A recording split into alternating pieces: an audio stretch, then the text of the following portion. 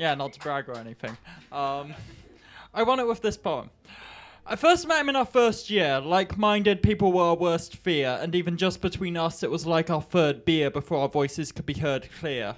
But when that time would arise, we would find that our minds were inclined to align, so my lines always rhyme in polished lullabies. That's me aping conversation with a guy that I liked. We'd reminisce over times when if your mind wasn't right, you could find you a fight and fantasize about buying some bikes and timing it right. See some guys try them for size and be within our rights to give them our rights. Just bullshit and violent fantasies to keep from slipping into silent apathy. See, I came from Lawnswood, he came from another hard school. The kind where hands were only raised outside of classrooms. And having an opinion, man, who asked you? You're just a sad fool, and I've got a mad crew just waiting for a chance too, was your answer. So you were best advised to keep your mouth shut. So we didn't understand this clowning around that everybody else seems so damn proud of. A high value placed on worthless words, the more absurds preferred. A low value placed on wordless nerds who've been hurt by herds. We weren't just tugging on our loose ends, we had a few friends, a druggie, a dropout, and a gentleman. And since we drink together and we think together, it made sense that we should live together. But even staying in the same place, I wouldn't see him for days. He had the strangest of ways, he'd hibernate in his cave. I got a letter from his parents that complained that he ain't been in contact.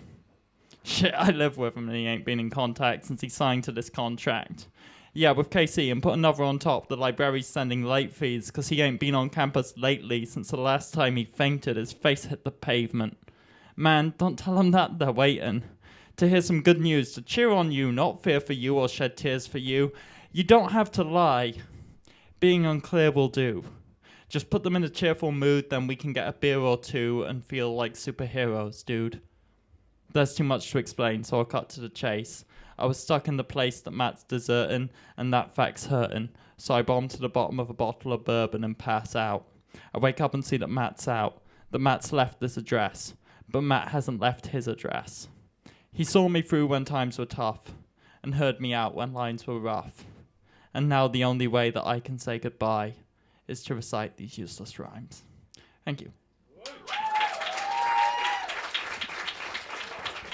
I just want to say Sweden as a whole, or Stockholm as a whole, can be kind of unforgiving and unwelcoming, but this place feels like home, and I fucking love coming here, so just fucking thank you, everybody. It feels amazing to come here every other Monday.